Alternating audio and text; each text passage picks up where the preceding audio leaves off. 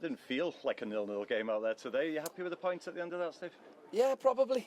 I think a draw overall is a fair result. You know, I think both teams had good chances. Both keepers done really well.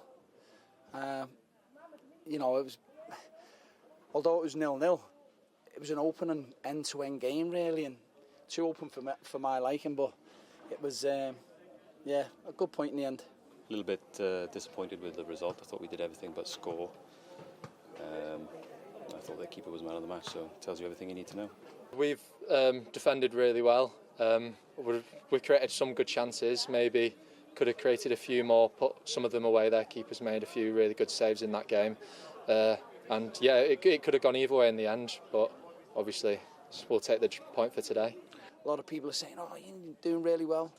But we're only 6 games in. If we're still in and around the top 3, top 4, top 6, after 15, 16 games, I'll be more than happy, but there's a long way to go.